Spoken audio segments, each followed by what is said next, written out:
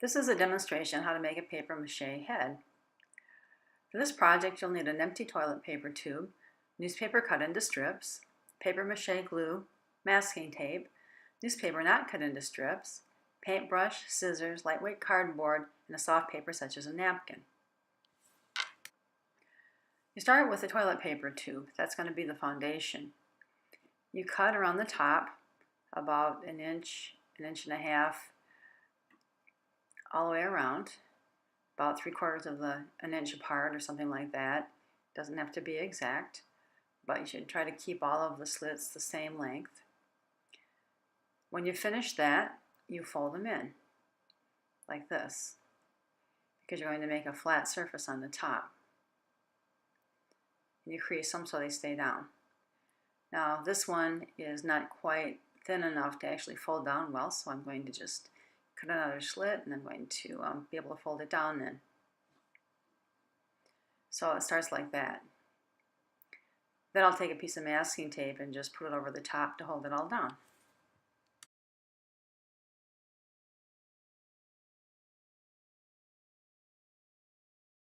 The next step is to make the foundation of the head, which you'll attach to the top of the toilet paper tube. You do this by taking a partial sheet of newspaper and wadding it into a ball like you would if you're going to throw it away. And you might want to add more newspaper if you need a bigger ball, a bigger head.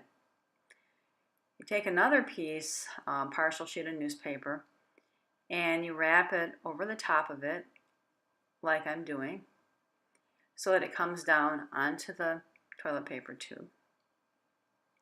And then you secure it with some masking tape right around the base of the head to hold it in place.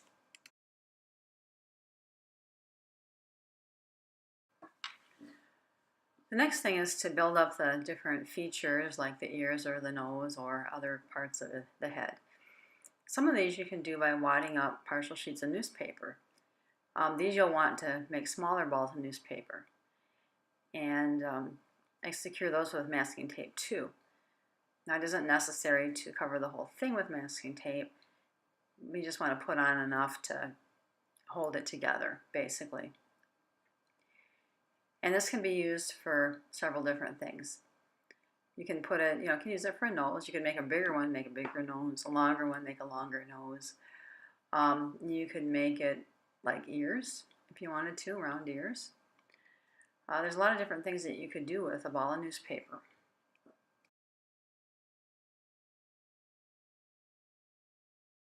Or you can take a partial sheet of newspaper and you can roll it up tightly like this. You could even put a pipe cleaner inside of it so that you can shape it better. And then you can secure it with tape.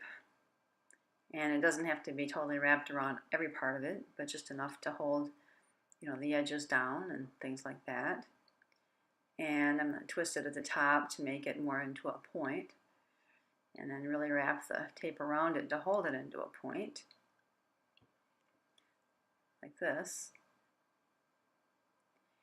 If I had a pipe cleaner inside of it, I could bend it around a lot more. But you can make, like antennas or horns or things like that.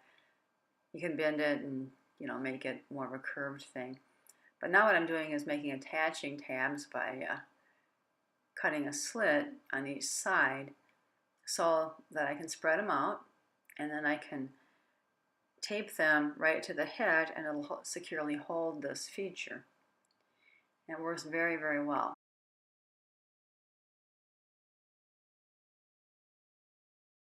For some features, such as beaks or pointed ears, lightweight cardboard works the best.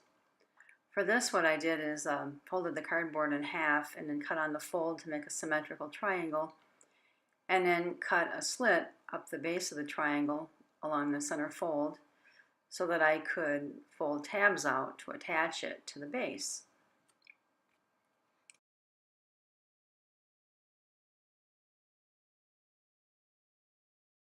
Okay, hopefully you realize there are a lot of different kinds of features you can make.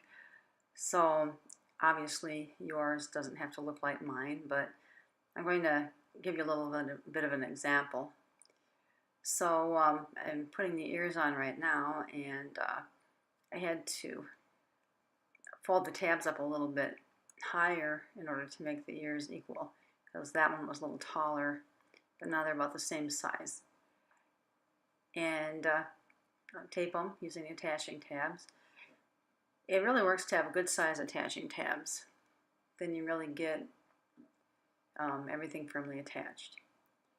And I'm going to use a ball for the nose, and I'm going to go ahead and just use a piece of tape to tape it on. The tape itself isn't going to actually be what holds everything together. It's just going to start holding it together before I paper mache it. So now I have the nose and the ears, and then I can make like a unicorn horn. And you saw me make one of these, and I folded out the attaching tabs, and then I can tape it down like this and make sure it's secure, because if it's not, then when the paper mache goes on it, then it kind of pulls it off. Okay, so this is what I have for this head here.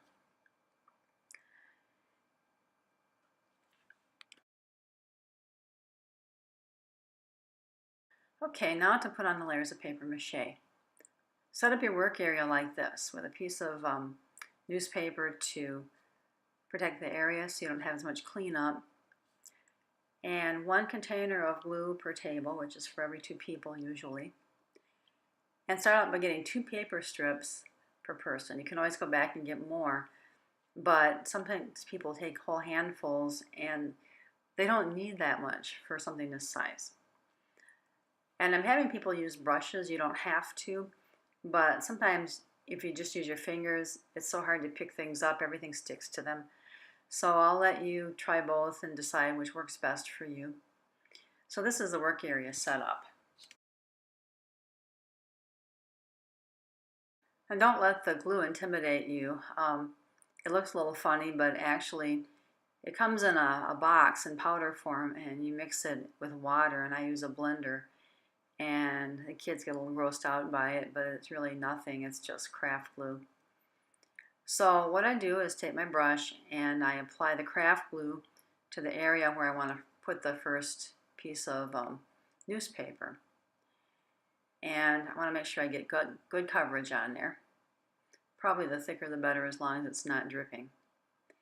And I've actually cut my paper strips into little squares to make it easier to apply. And so then I put my first one right into the glue that I've applied. And then I'm going to cover that with glue. So it's got glue under it, and it'll have glue on top of it. And then I'm overlapping it with another piece. And I've made sure to put enough glue so that it holds that piece down. And then I overlap that with glue, and then apply glue to the next area, and then apply my next strip. Really important to make sure they really stick down securely. So if you have to put more glue on or press it down more or whatever you need to do, make sure that there aren't any edges sticking up. Really, really important for your finished product. So now I'm going to speed this up using iMovie so that you can see the whole process in a short amount of time. This might be like 4 times as fast maybe as what I'm actually working.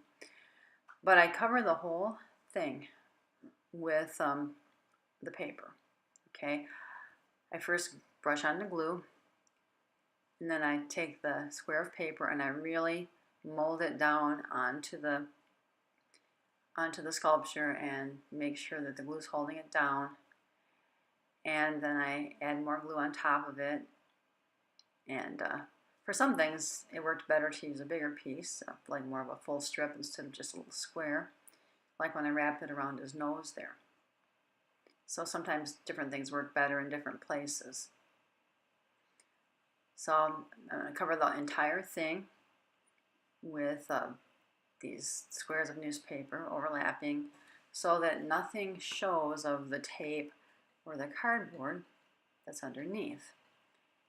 And again, I'm going to make it just as smooth as I possibly can, because even when I paint it, that's not going to cover it up if there's a lot of like loose edges sticking up all over the place.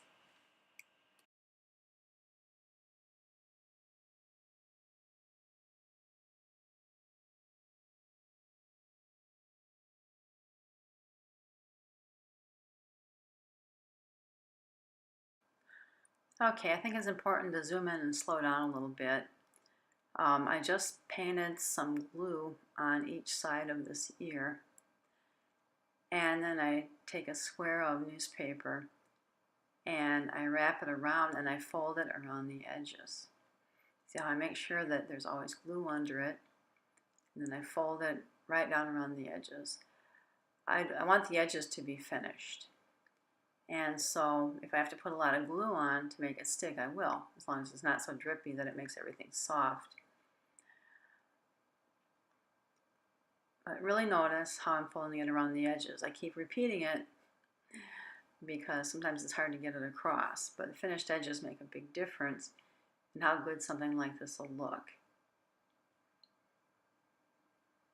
You want to cover all of the cardboard and any tape and make everything smooth. Now form it around the base of the ear. Make sure that the pieces of the squares overlap. And make sure you get down inside the ear as well. So I put a lot of glue in there, and I'm going to take this one and make sure that it fits right down in there.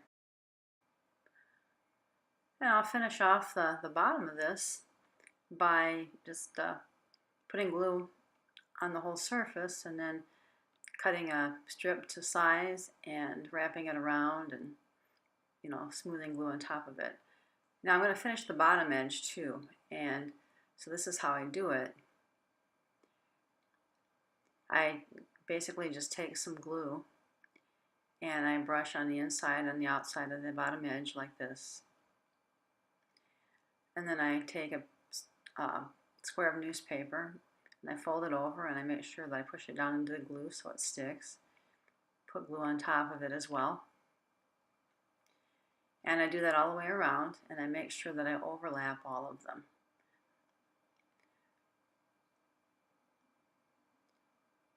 Finished edges are really important on paper mache, I think. Okay, so it would look like this. And here's kind of a close-up of how it would look.